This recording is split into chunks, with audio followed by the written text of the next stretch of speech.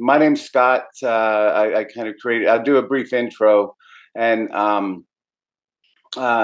together with Sanjivana, whom I refer to as Sanji. Sanji's just a lot easier to say. We started Chatter and Calm. I'm sorry, and this is the fourth episode. We're kind of moving into the area of climate change, and I felt it was very important to start talking about climate change, especially in lieu of current political developments, not just in the U.S., around the world. And it's a not super structured conversation. And we have someone else there, Sanjay. My brother's in. Hi, Josh. That's wonderful. But he might not opt in on the video side. It's okay. And what I'd like to talk about here, a very loose structure. It's not super structured, and I think it'd be best to start with a very brief introduction. I'm Scott. I started this with Sanji. Sanji, can you introduce yourself? Oh, okay. Hello, everybody. I'm Sanjivana.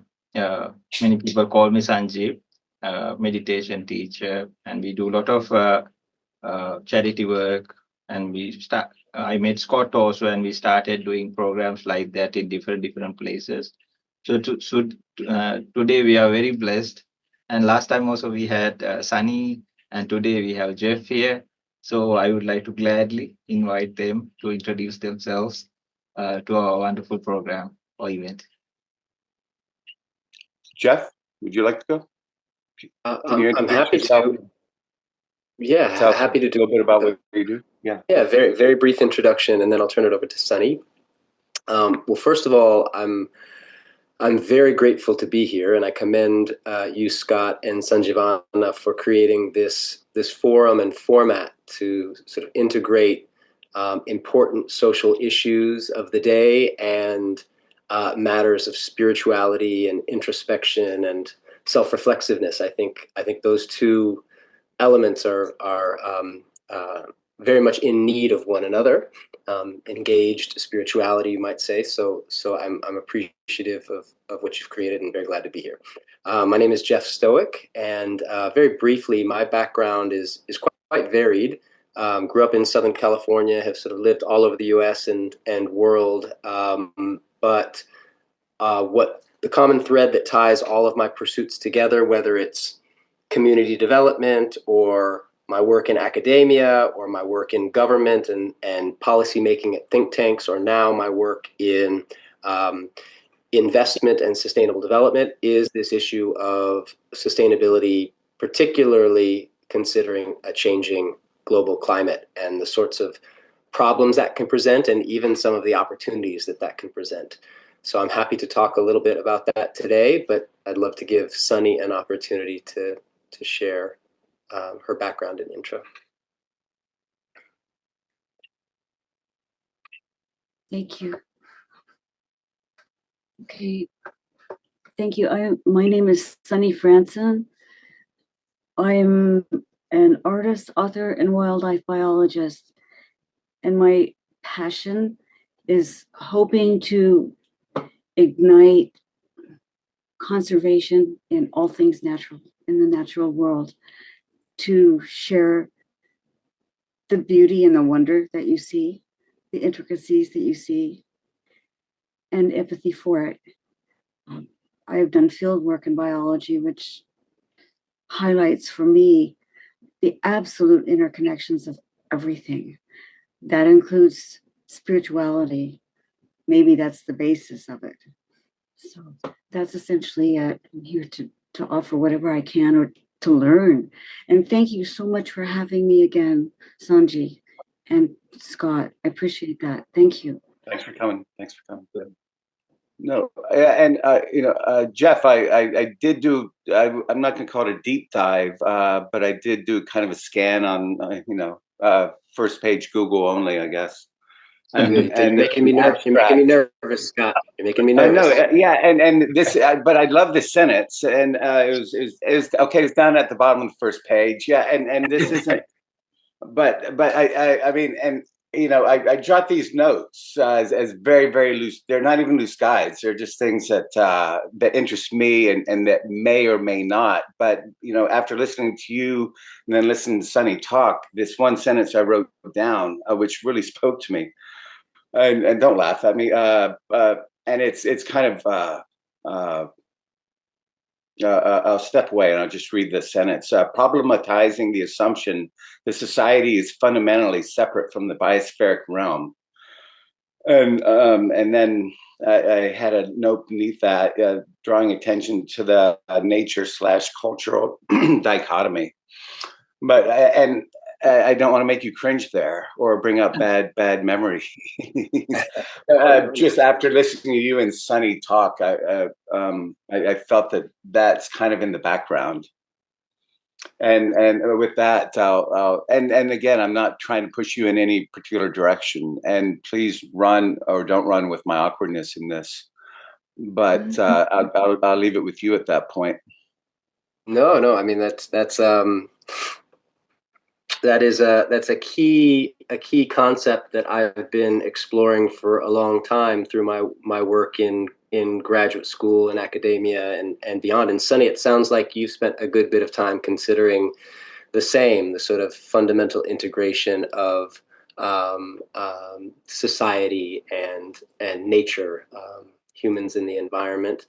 And that's really it's really something that I've been trying to puzzle out during the various iterations of my career, if you will. Sort of, you know, I feel like the past 30 years have been sort of a blend of vocation and avocation, right? A sense of calling, a sense of passion, a sense of duty, and I was raised by a single parent who really, my mother really saw that.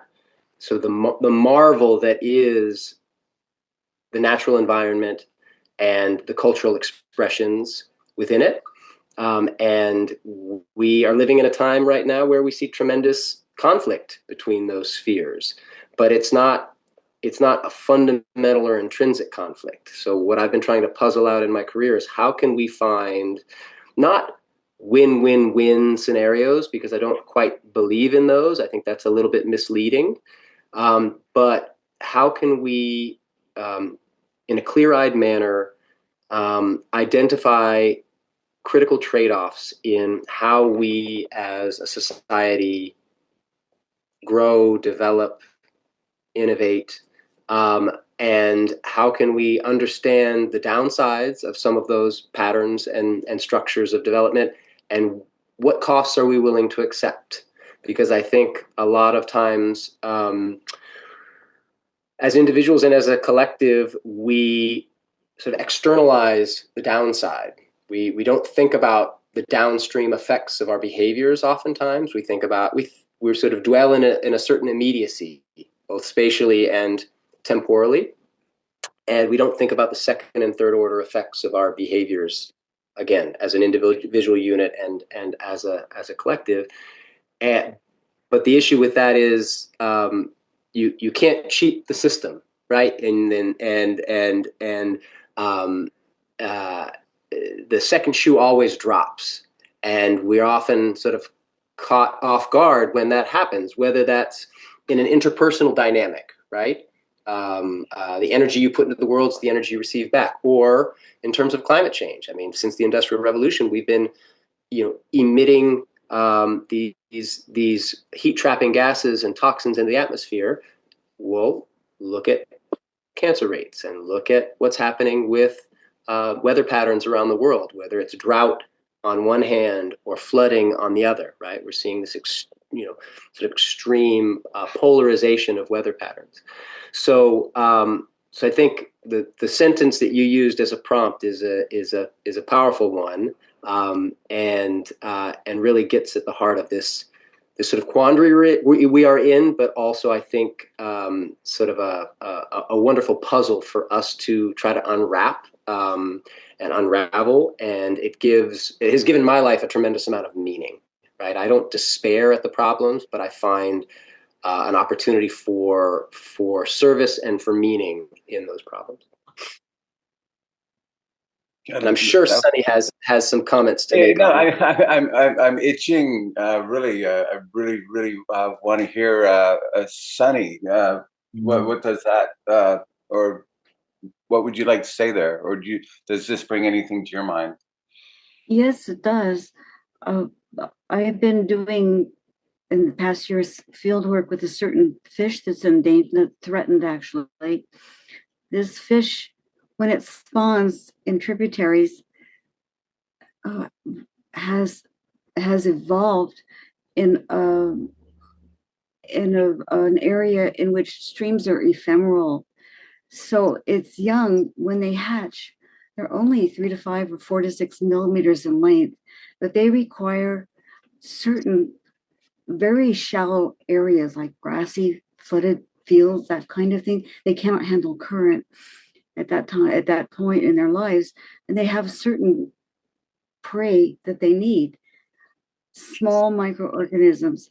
I've noticed that as they grow day by day, they prey upon more, for instance, colonial microorganisms, and that grows to even larger individuals. But they cannot live outside a certain spatial and temporal habitat. If you remove the water, or if you change the climate, they don't survive. And I'm wondering if we can learn to allow them to survive, or as well as other species. I mean, all wildlife has evolved to live within certain areas. So can we manage that? I'd like to know Jeff's opinion on those things, because I don't have answers. I mean, we could keep trying, and I see us keep trying, but I don't see us seeing the long-term results of this, as Jeff was saying. Yeah, that's. I don't know how to fix it. I have no idea. I don't have clues. I wish I did. Spirituality, Sanji, spirituality. I think that's the answer. But can I please, chime in? Please. Yes, Sanji? Yes, please.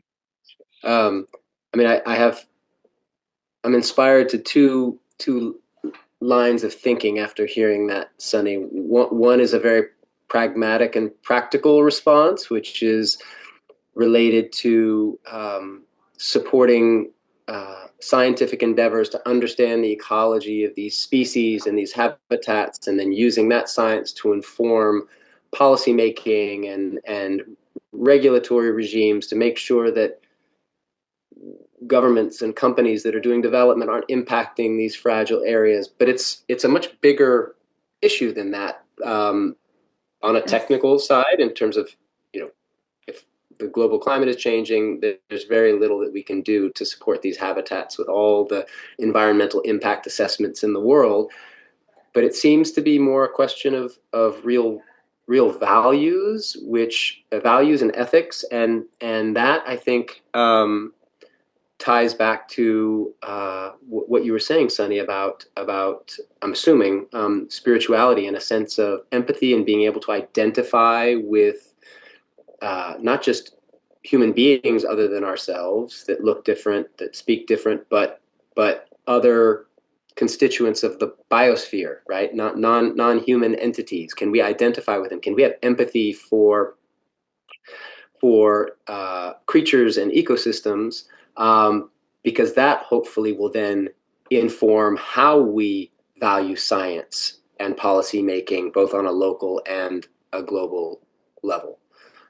So ultimately, it's a question of values, sort of ethical mooring, and that's something that needs to be, I think, both inspired and sort of triggered in one another, but also worked on very hard in a very dedicated fashion, right? Spirituality and spiritual enlightenment of any degree doesn't come overnight necessarily. I mean, we can have awakening experiences in moments, but this takes community, this takes dedication, perseverance, and hard work to really key in on the things that we as a society truly value, not just in the here and now, but in terms of a global community and in terms of sort of empathy for future generations, empathy for our descendants that we're not even aware of yet, right?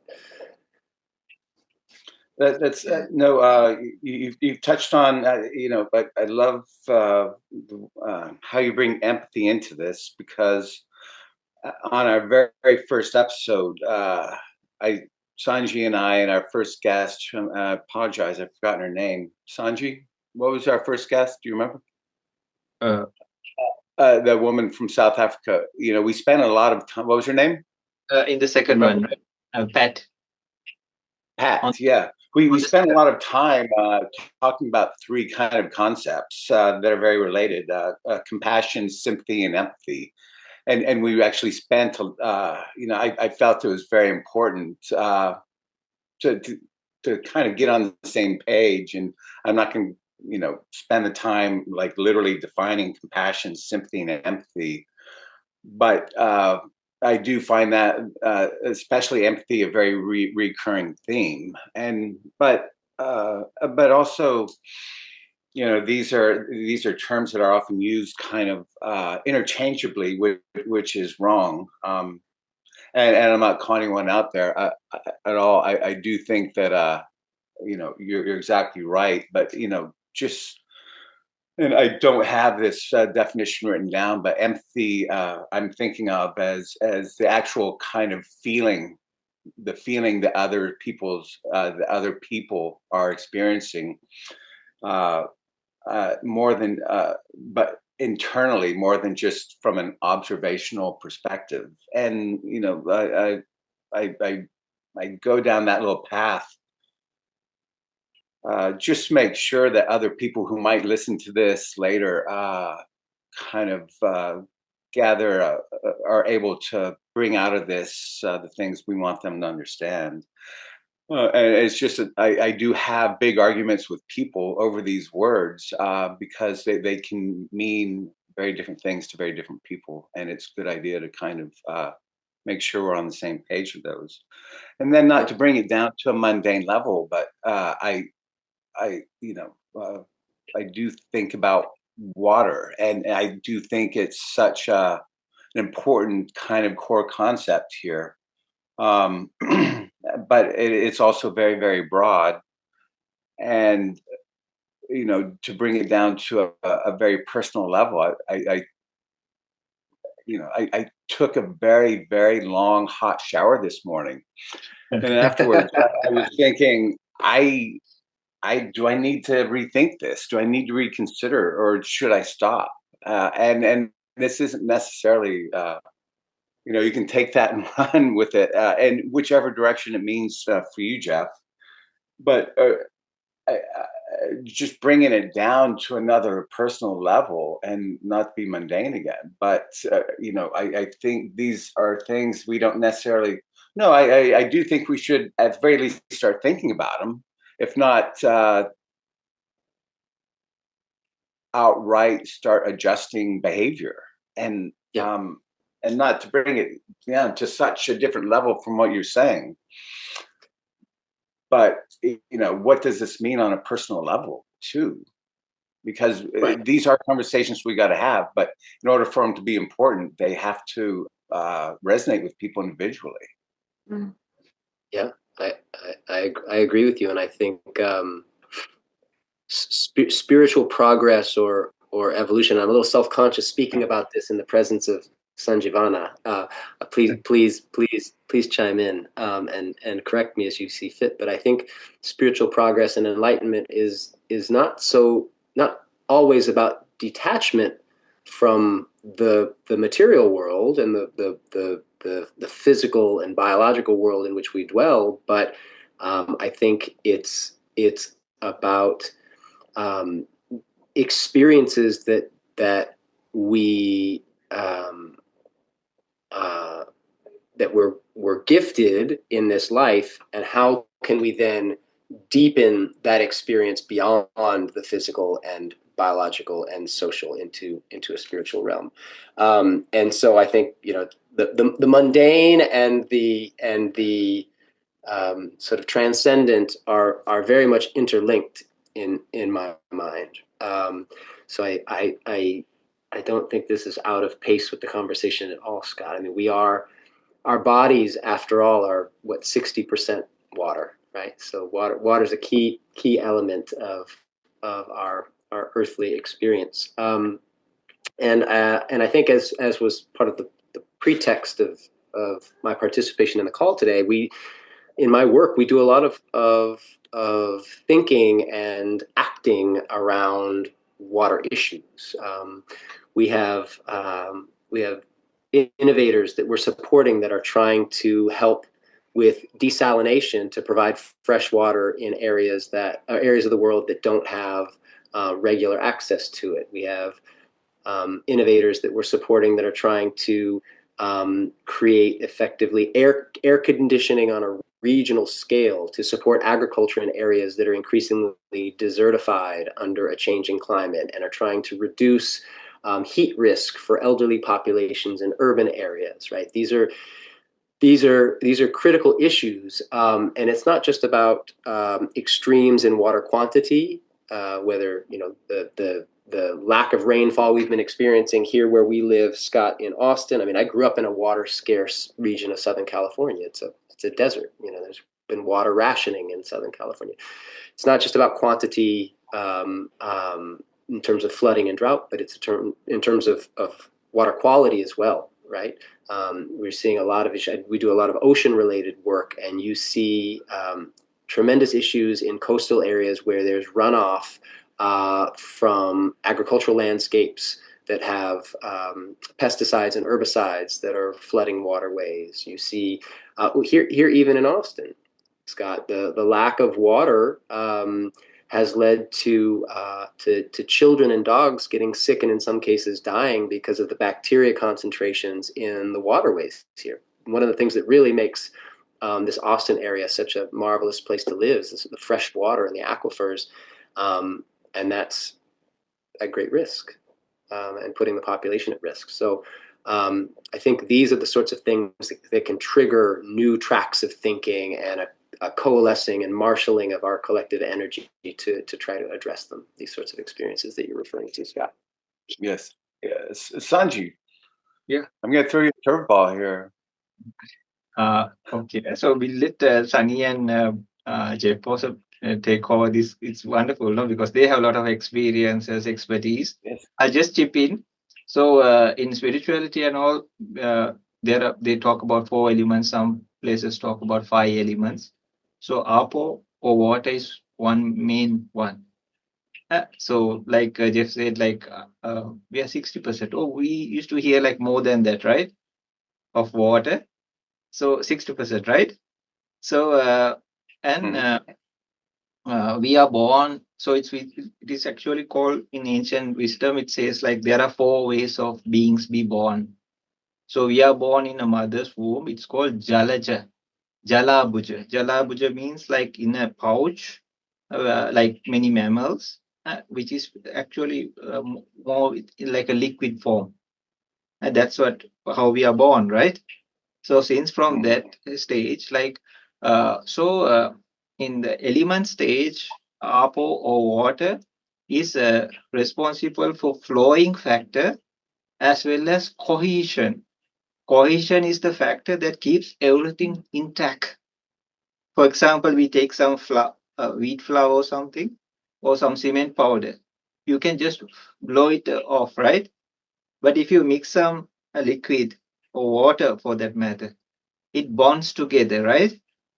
So it says if we don't have the water element, all this, that's why we heat things up and they just become like powder. So if we don't have so we are not talking about just liquid form water.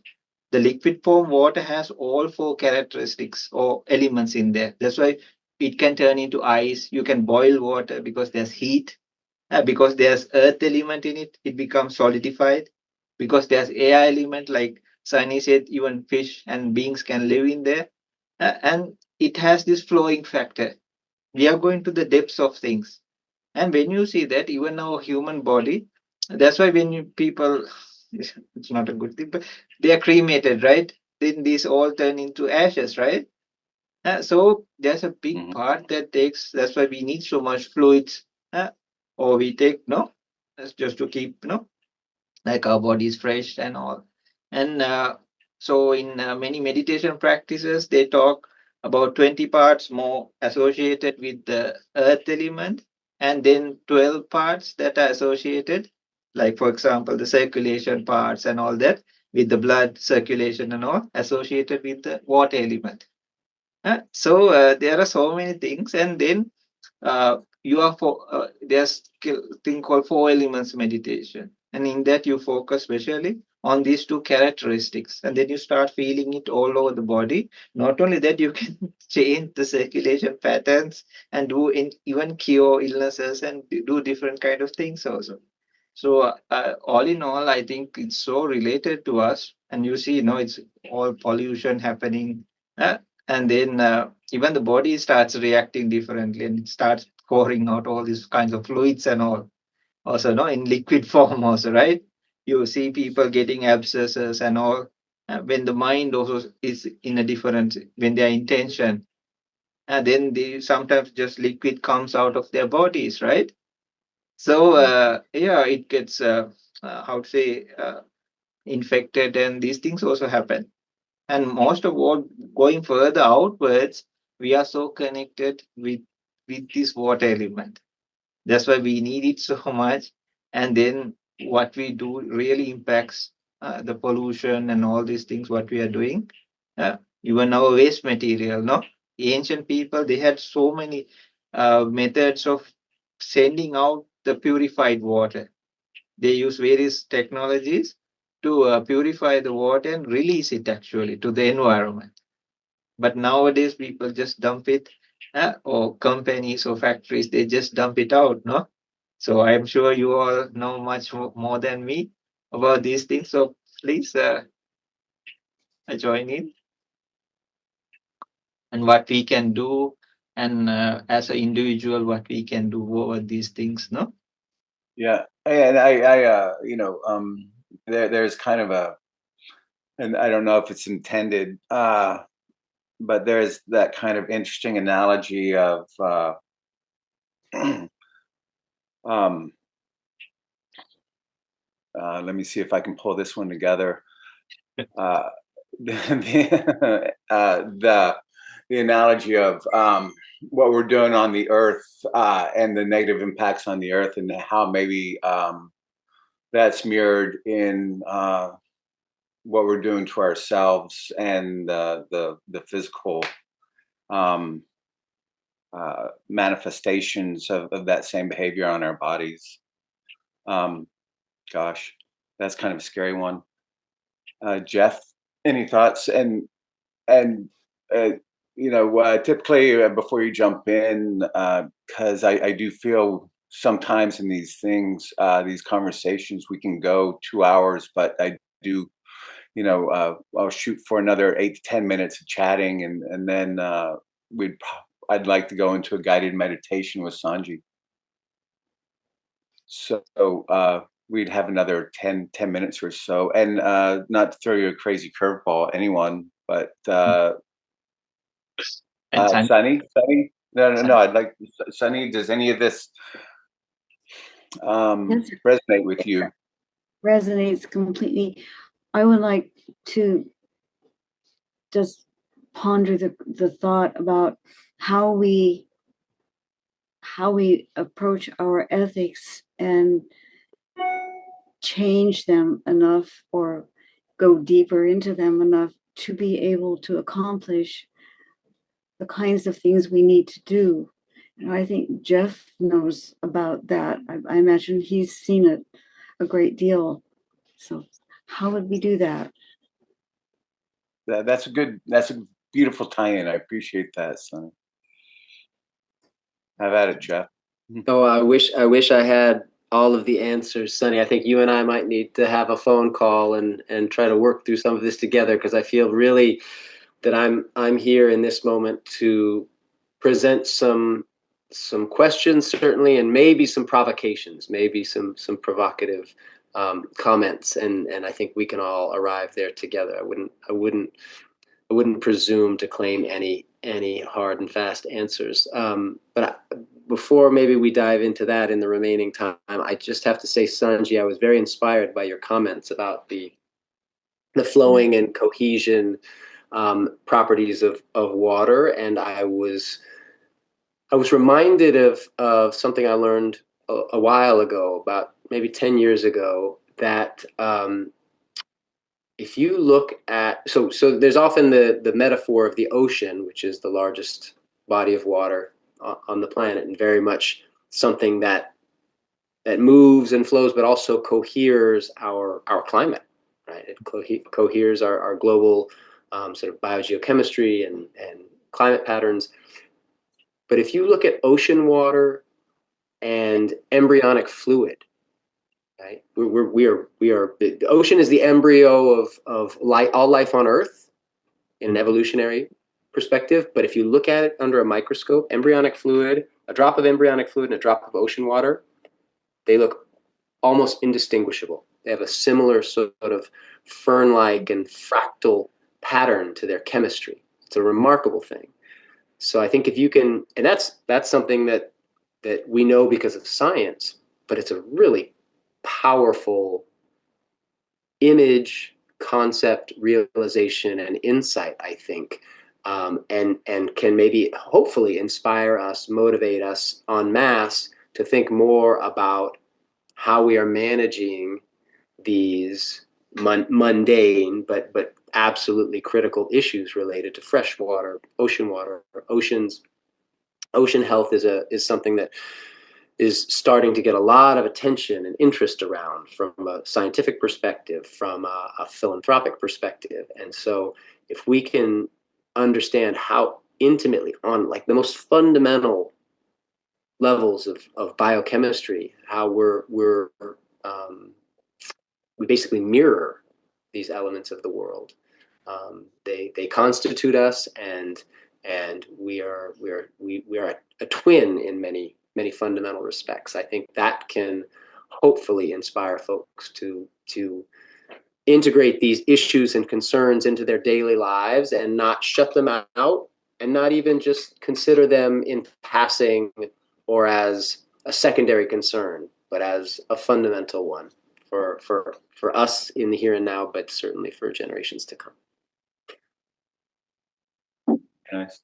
Yes. No, and you know, I hate these conversations ending, really. But we do have a life and we do have time. But just to bring it down on a bit of a personal level, you know, there's something I like to say, and that is, you know, if you're the smartest person in the room, you're in the wrong room. And I definitely feel like I'm in the right room right now. And not to, you know, I'm going to say that not to imply that I've ever felt like I'm that smartest person in the room. But I just feel like in the presence of you three guys, people, sorry about that, Sonny. I get kind of tingly and super engaged and even very humbled too. And I'm just thrilled to death that you guys joined. And I look forward to more of these conversations with or without you. And from that point, I'm going to go to Sanji.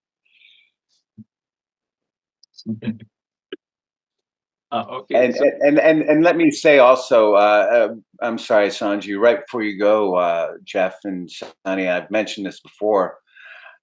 When we started this, I felt that this was a funnel for me to bring attention to people so that they could improve their meditation practices and learn from someone who studied the meditation techniques of the ancients.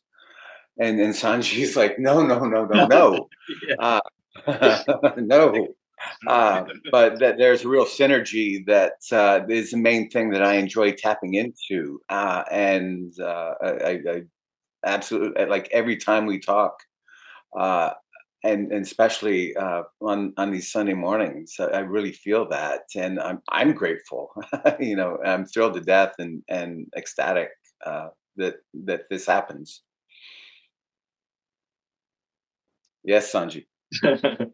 So, Sani, any last ideas, suggestions, comments, or anything you would like to add in through all these years of experience you have? Did you say me? I didn't. Yes. Yeah. Okay. Yes. I just want to thank Sanji for saying what he did and for bringing together the fluidity of water into what we are physically. And I hope that it would continue on into our souls. But I want to thank everybody for what they've had to say. And Scott, don't feel humbled. I feel humbled. Okay. Yeah, me too. I'm grateful. Thank you. Thank you. Okay, so I'm definitely in the right room, Scott. I'm definitely. Yeah, definitely. He's the host, right? Yeah. And Sanji, I don't know if you're going to transition to the meditation right now, but I have to apologize. I have some young kids that are crying, so I may have to take that offline. But I look forward to joining in subsequent sessions. Okay. Absolutely. Thank you Sure. very much. Yeah, much. whatever you need to do, come and go, and I know you have a lot going on, Jeff, but I am more than grateful. This turned out so much better than I dreamed or thought or had hoped for, and I wasn't. And well, let's leave it at that. And if possible, Thank you. Please join again. Eh? Thank you, Sanji. Thank you, Scott. Thank you, Sunny, and thank you, Silent Joshua, for introducing me to Scott, who introduced me to Sanji and Sunny. All right, we're all interconnected. Look at that. Yeah. All right, well, I'm wishing you all the best, and we'll see you soon. Okay. Sure. Thank you so Thank you, much. man.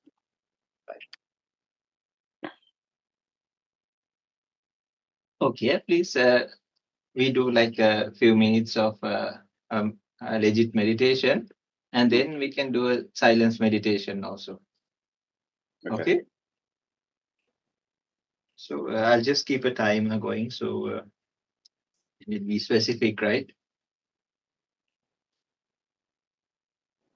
And please relax and sit down, or any posture you like.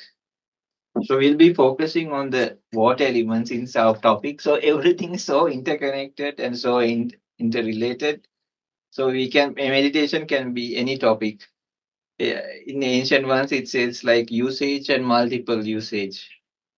So then it like increase the flow of the body. It makes you healthy, refreshed. A lot of things can be done. So we are consistently balancing our elements. That's why we drink fluids, we eat water. So in ancient, there are so many things they have mentioned. So they need to become too long. So we are always like these four elements, especially one tries to overpower the other. So that's why we feel stiff and we like kind of do massage or something and we make it more softer. We feel more dry or inside and we drink some fluids and make the water content like balanced again.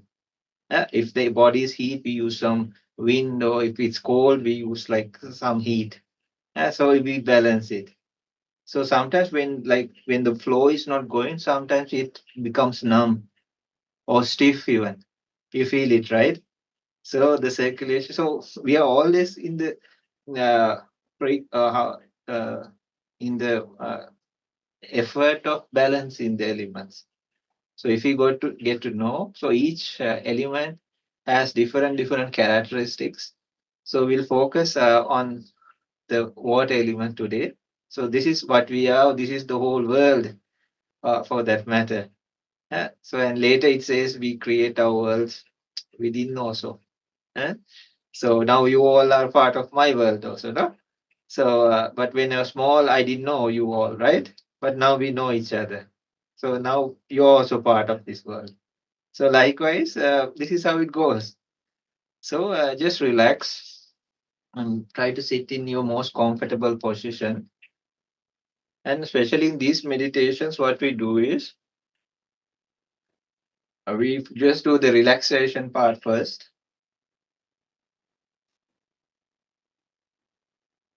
And if you like, you can close your eyes.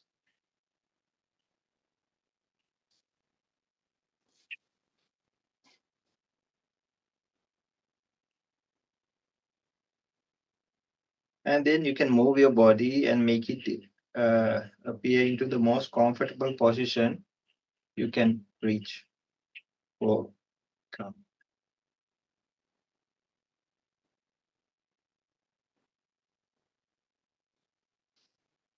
And then take a few deep breaths. So we are actually associated with all four elements. But when we are talking about earth, wind, water, fire, actually all four are in these. Later we can discuss and all these things. So there are more deeper levels, more subtle levels. The very level they start. And there are specific meditations for that also. Or four elements meditation, or meditation about phenomena or formations. Rupa Kammatana they call. So take a few deep breaths. You can practice anyway with open eyes, half open eyes, closed eyes, doesn't matter. Take a few deep breaths, and with the each exhale, try to relax even the whole body. That's why if you can place your body in the most comfortable position, it will be helpful.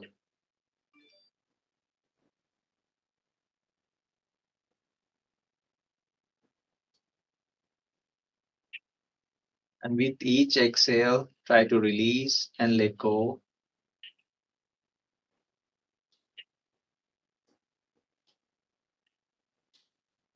Or you can breathe in and hold the breath for a little time and then slowly exhale. Even the breath has the water element. The breath we are talking or what we are inhaling. And then slowly we'll do a body relaxation. This will be very helpful when we are doing the next main meditation also of the elements. So slowly, more we release, more we let go, more relaxed we become. For the physicality also it's the same, mentality also it's the same.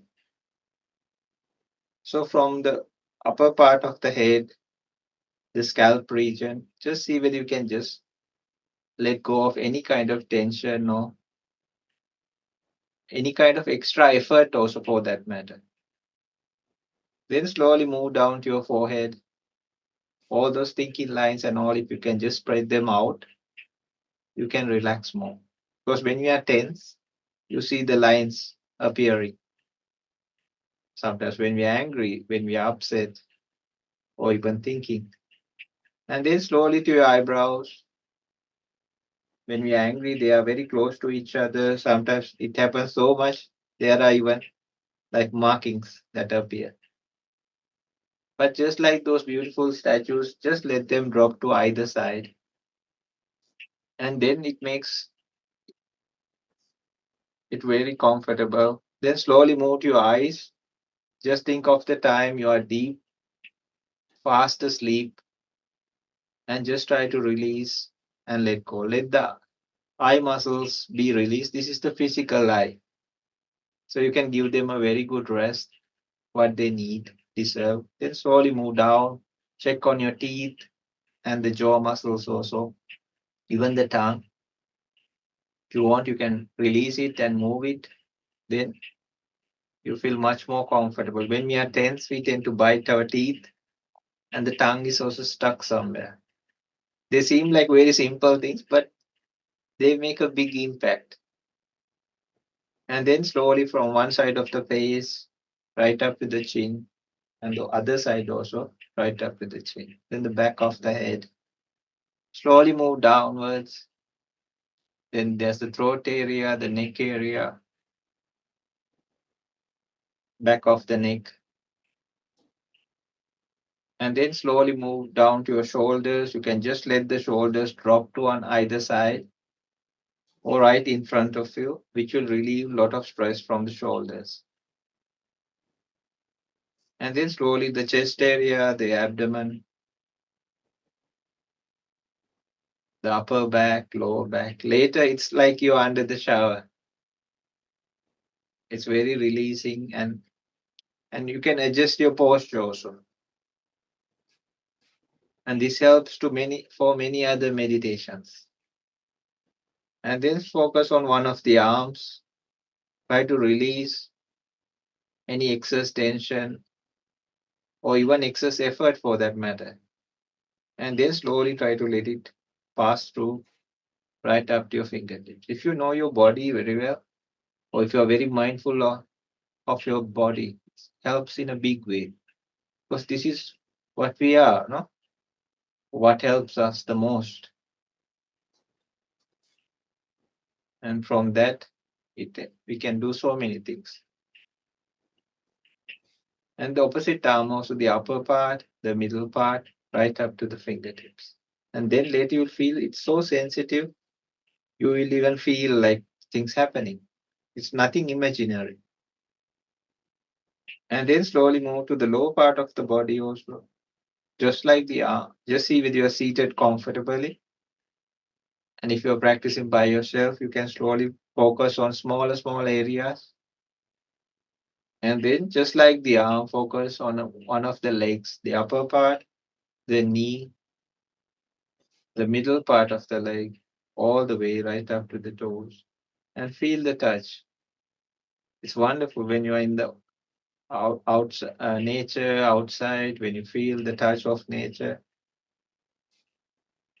Even the air touching your skin, you become very sensitive. Not in a bad way, but it's very refreshing. And you can feel even the input and the output.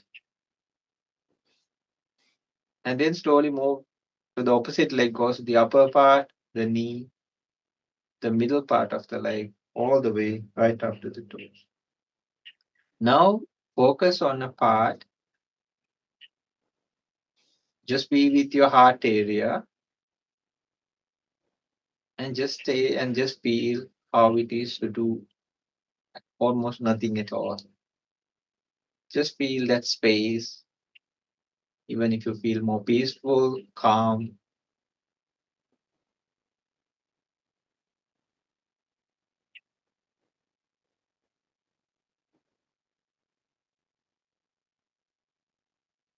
And if you can focus on the flow.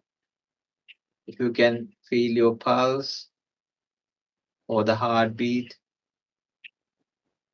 With each pulse, if you want, you can slowly place your fingertips on the arm or your wrist.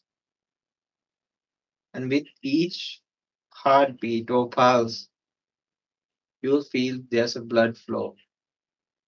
Or you can use anything if it doesn't feel bad. You can use like even the saliva in the mouth or the tears or any kind of fluid, because blood travels all through the body, but there's everywhere. And you can feel with each beat, the blood flows all through the body. This is the flowing of the water element. And if you can feel this in the most prominent place, just try to scan the body from head to feet. Slowly from head to feet, try to move your attention. And you will feel even the pulse or the flowing even in every part of the body, because there are veins, even the minute ones all over the body. Or you can focus on the cohesion itself, like our body stays intact without becoming dust or without being blown away. because of the water element we have here. So focus on that, and we can have a very appreciative nature towards these elements that cradle us, holding us together as a mother embraces a child. And just think of nature with each individual from different parts of the world, how nature embraces us. Even the world itself, like a dear mother who holds all these children, all beings that embraces everything, whatever they do. How full of compassion, empathy, forgiveness she is. Huh? Just think of that and have a moment of gratitude, kindness, compassion. And not only that, this can be a very awakening process. And even the entire universe, how it's all intact.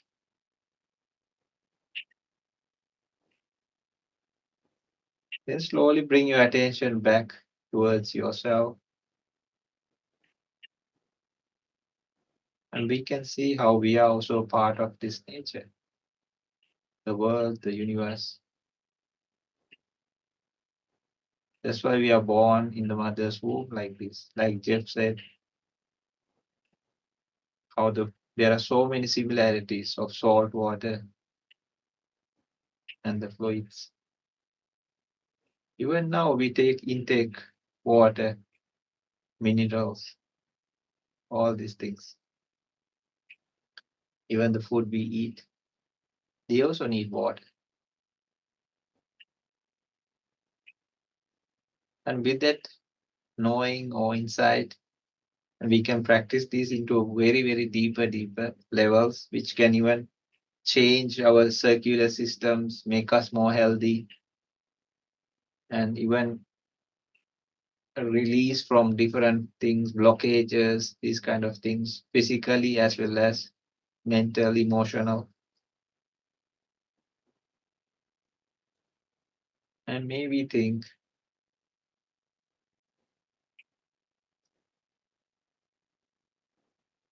may all beings also deserve to live the purity of these environments, even resources, and let us put our hearts and minds even on thinking, speaking, and acting on those things. Now let's use a few minutes for silent meditation.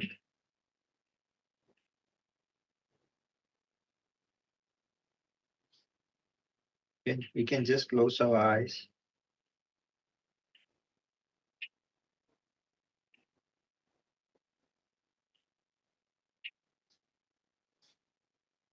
If you like, you can practice any meditation you wish. Either the breath, loving kindness, or anything you have been practicing.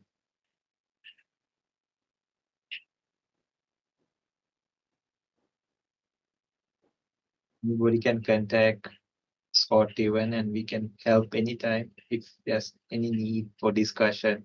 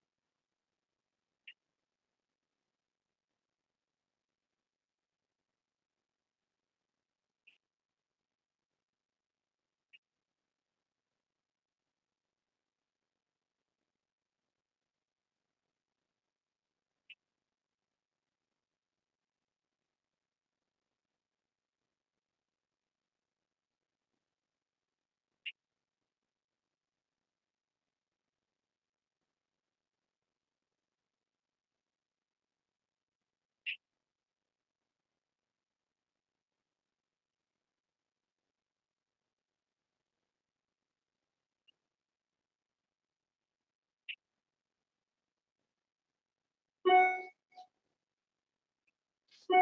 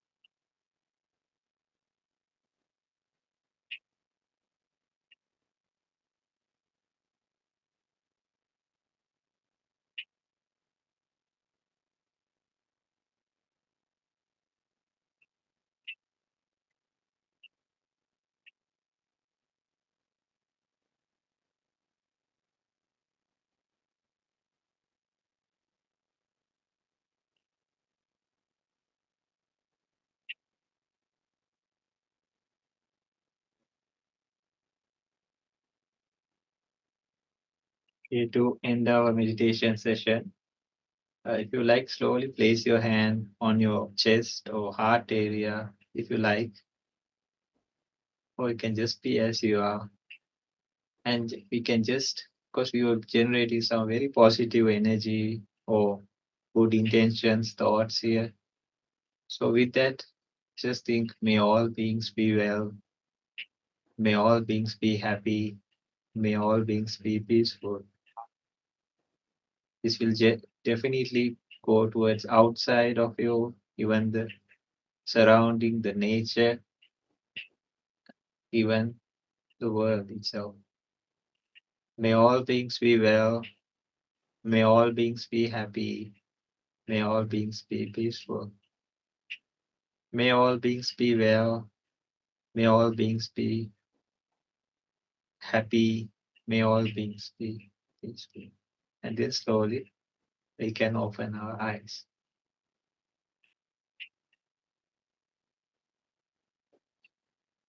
Thank you. It was wonderful meditating with you all. Thank you, Sanji. Thank you, Sunny. And your brother also, right? Yes, yes. And this is Joshua, who's our silent person with us today. It's Joshua is also the one who has introduced me to Jeff, Oh, okay. and he's a very significant component in my life and the lives of other people. Oh. So thank you Sometime for joining. sometime he might join it, but that's fine. I'm Yeah. grateful that he's here. Sure. Mhm. And it's getting late for you now, Sanji, right? Or do you still have work you're doing after this? Yeah, there's a program. What's the program you're doing after this? There's a program in Ukraine area. Oh, it's that one? We were able to go to like more inside those and so there's a new one also, but it's mainly like prayers and chantings, and we try to sit and meditate.